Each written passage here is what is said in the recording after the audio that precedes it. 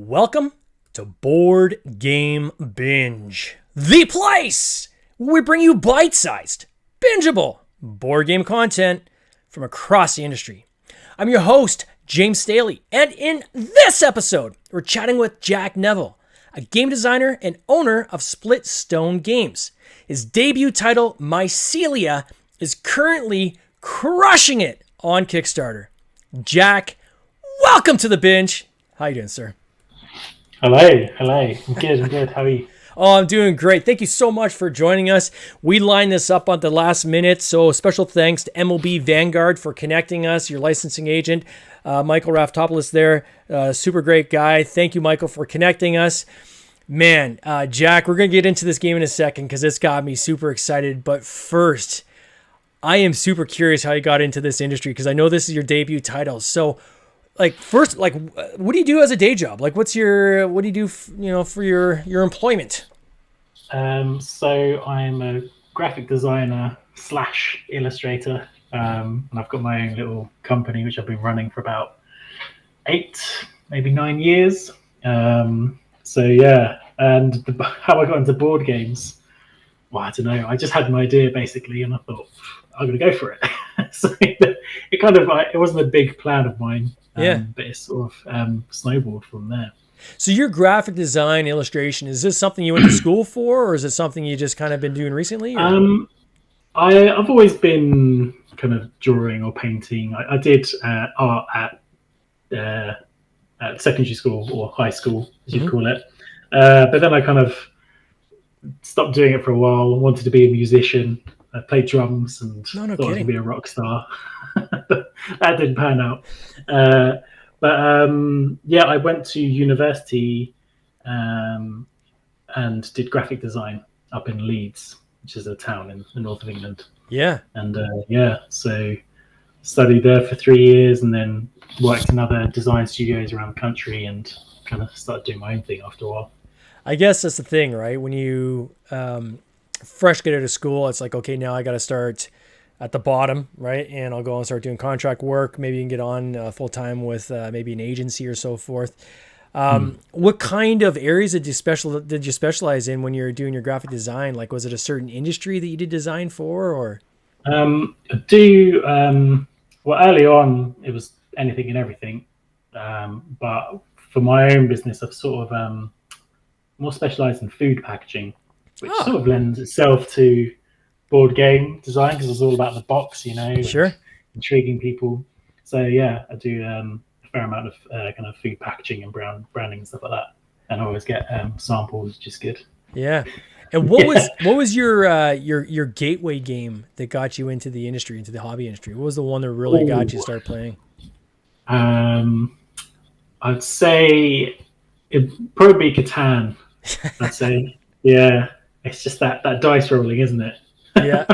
Catan and then Small World. I think those are the two kind of games that really got me into it. Before then, it was just kind of Monopoly when I was a kid, or a bit of Scrabble. But those two games really opened the world. Yeah, it's usually the lead at Catan is the lead, and that's the one that kind of got me really introduced to the hobby outside of Risk and stuff like that when I was a kid, right? Yeah. But that was the one where I really started planning like game nights, right? So once a week or once every couple of weeks, we get the family together or some friends and start like planning game night. And then that, of course, gateway, it leads you to the other things in this industry, right? Ticket to Ride, things like that, as it's continued to expand. And so were you always was Euros kind of your style of game? Is that kind of what you like to play, or what was kind of was there a certain genre? Yeah, I mean, not so much a genre. I do quite like kind of area control games, a bit like Risk or Rising Sun or sure, Scythe or Inish.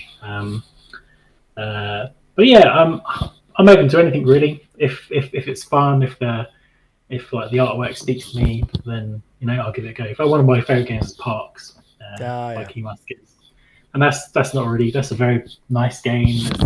And it's just everything about that game is just lovely. So the artwork really intrigues me about certain board games. And then when you play Yeah. games, who do you play with? Like, is it a close family, friends? Do you have like a game night that you're part of, or a group, or?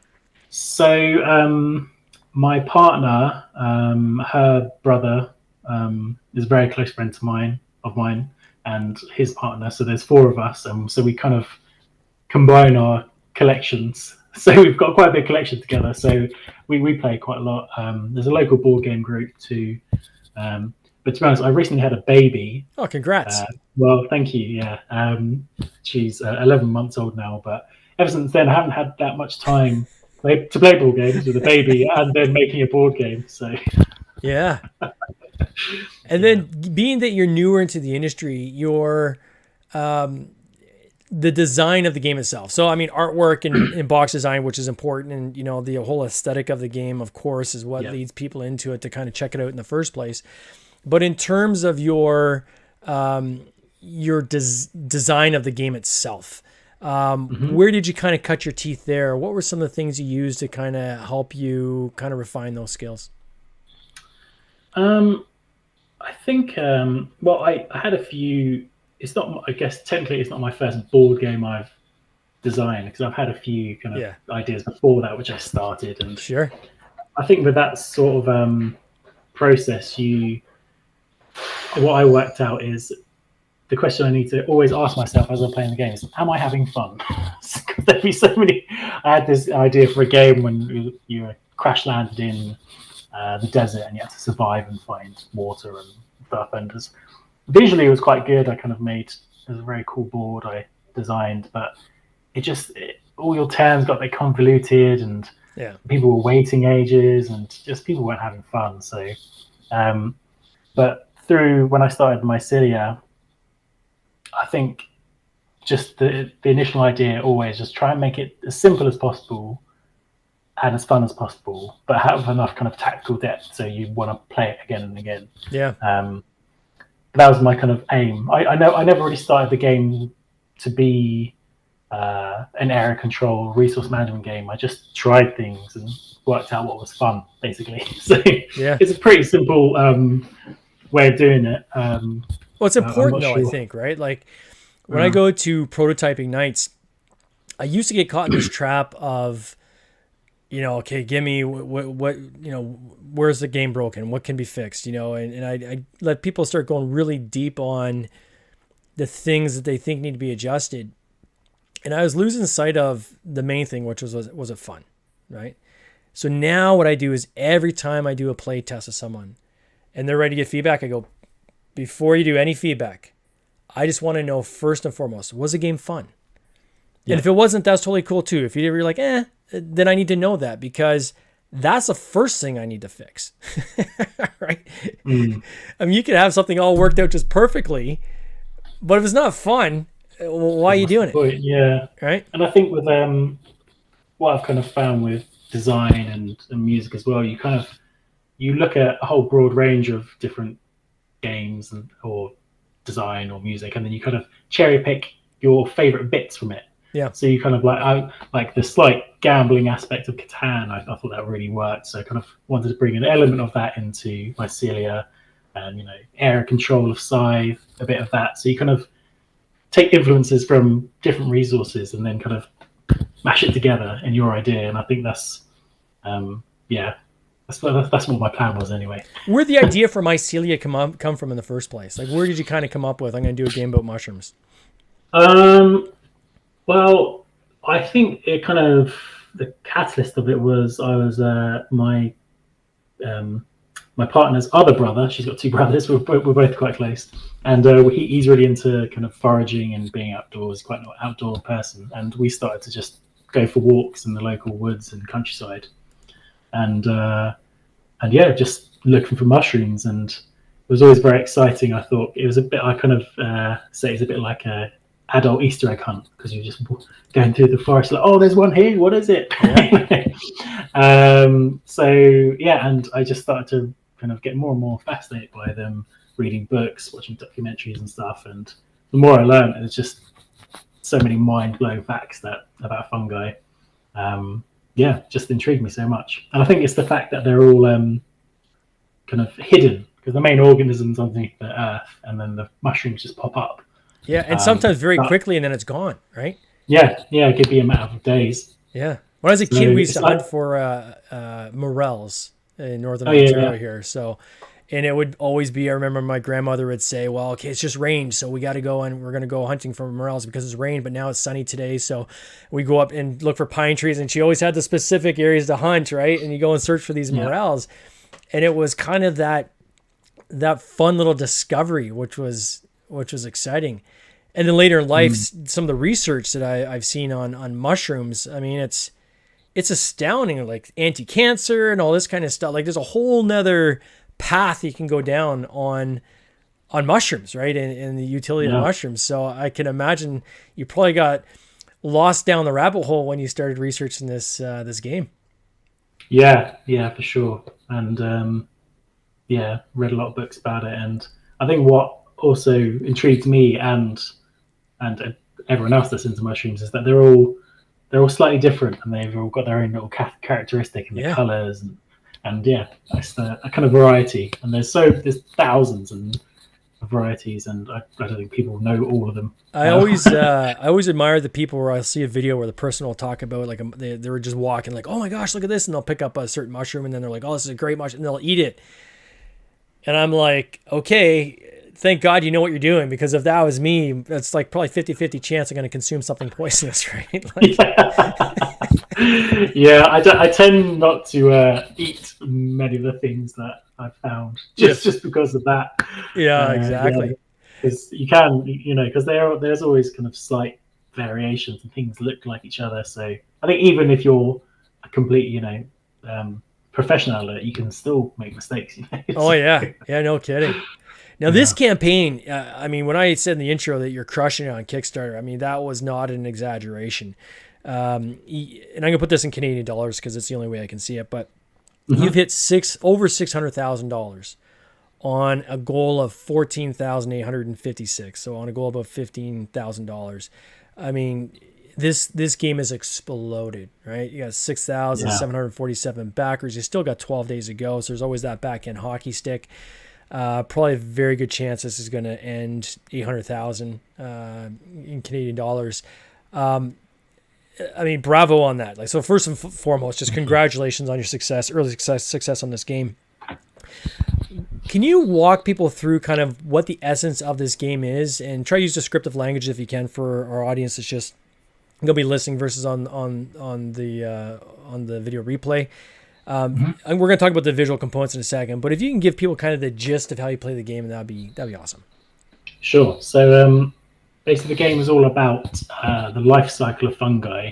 So you grow mushrooms to score points, and then you spore from those mushrooms, which are these little cubes, and then eventually those mushrooms decay, and then you unlock special actions. So it's quite a dynamic game. Kind of your pieces go on the board, come off the board, and your areas kind of like grow and shrink. So it's sort of an ebb and flow sort of game. You don't have like a risk when you hold Australia and you hold that. You're very precious. Things can very easily. It's very fluid. That's the word. But so essentially, it's a battle for space and resources. So all the mushrooms that you want to grow have a requirement of spores in certain areas, and the board is made up of triangle tiles, and they have different colors. So you need to be in the right area with the right amount of spores to grow your next mushroom, and it's all about being efficient at growing mushrooms. But the fun and the jeopardy comes in is that the whole game is around the mycelium network. Mycelia is the plural of that. And so all your pieces are part of your network, and your network needs to be connected to grow mushrooms. So other players can come in, disrupt that network, or even steal spores or block other mushrooms from growing. So it can be, I've heard it be described as a bit of a meme game. Oh, really? if I say it sort of is in a way, but I think it depends on the playing styles. That's what I've really enjoyed over the last kind of 6 months or so, playing with so many different types of people that just playing styles are so different. Like with my friends and family, they're quite brutal, and they'll try and be as do a harsh move on you. But some people just like to have their own little area and protect themselves and just grow mushrooms nicely. So yeah, it's good seeing the different styles.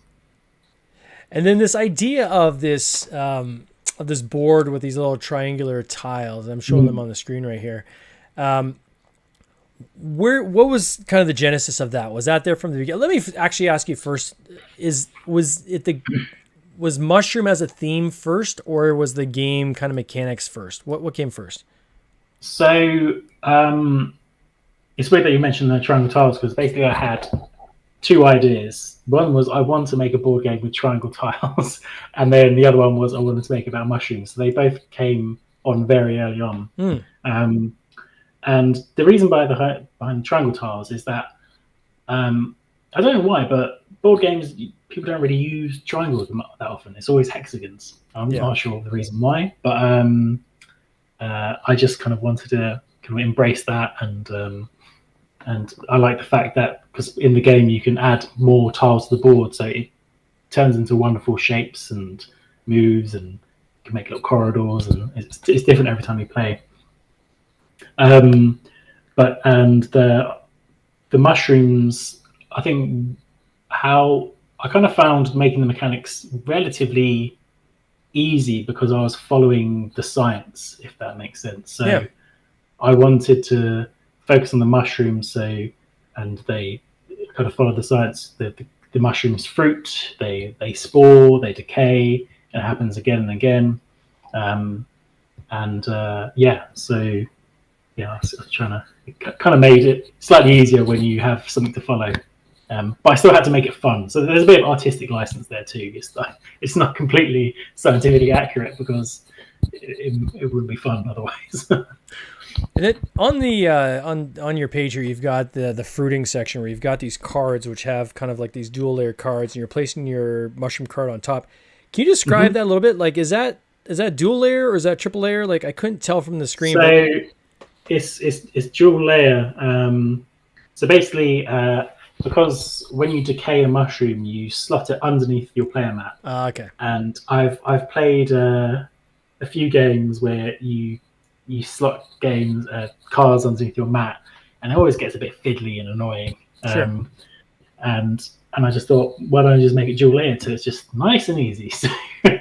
and then also kind of it adds its also works with the spore counter, which is also on the player mat, because fruited mushrooms have a lifespan, so you need to make sure you're tracking that.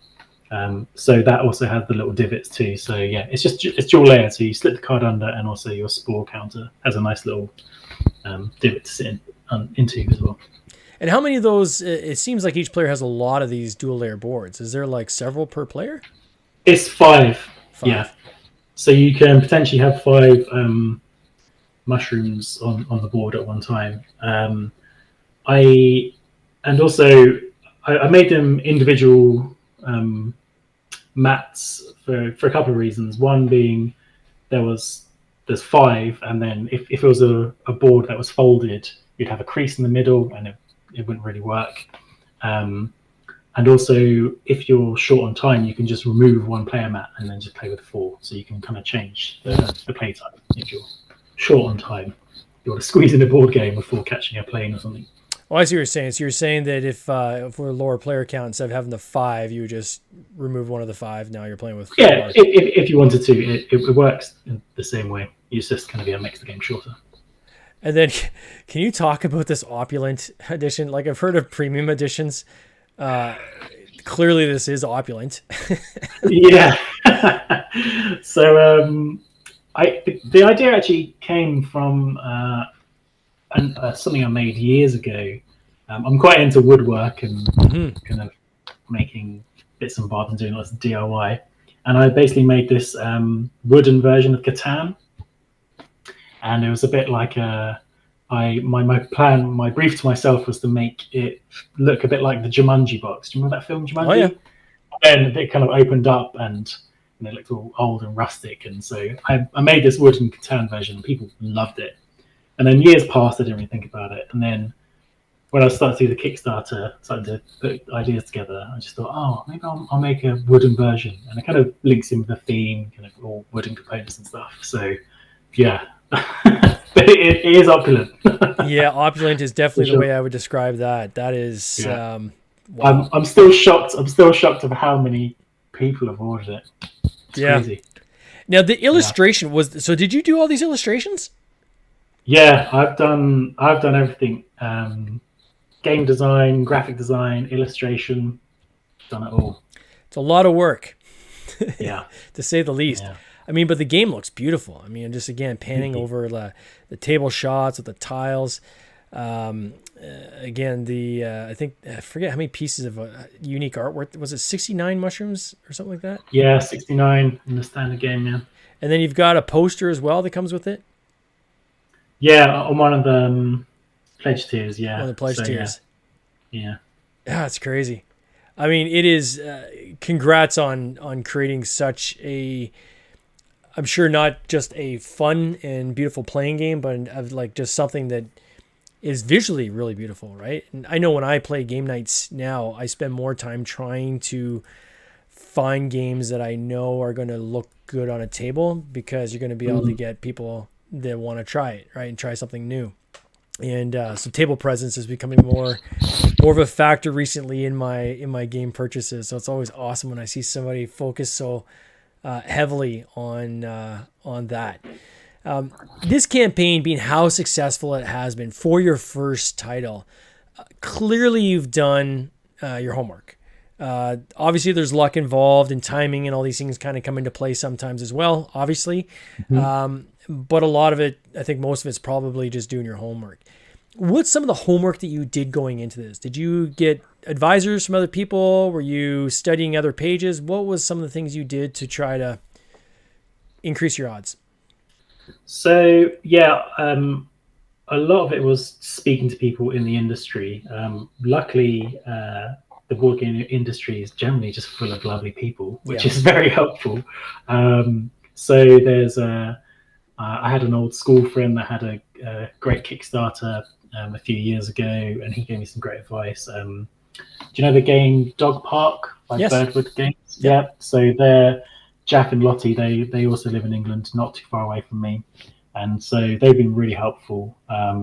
Jack is just a wealth of knowledge, and so he's given me great tips. So I've just been speaking to people when I can, just trying to get little bits of information, scribbling it all down, and trying to follow the instructions. But I think one of the good bits of advice I got early on was just get your mailing list like as big as you possibly can beforehand, which was my kind of my main aim for the last, since January till about a month ago. Just always trying to build it through going to conventions or. How big is your mailing list now, if you don't mind me asking? Is 3,500. Nice. Which, someone told me one of the bits of information I got was about 10%, maybe between 5 and 10% of your mailing list will back your game. But I don't know what happened to me, but I seem to have doubled my mailing list through actual backers, which is just I think great. Part of it is it's the momentum that you generate, right? So starting off out of the gate with at least funding, and not kind of these fake fundings where people pick like $200 as their goal, and they 10 times funded. We funded 10 times 10x in the first 30 seconds while your target was $200. But having, a reasonable, cost set for your game and target, and then hitting that quickly is, creates momentum.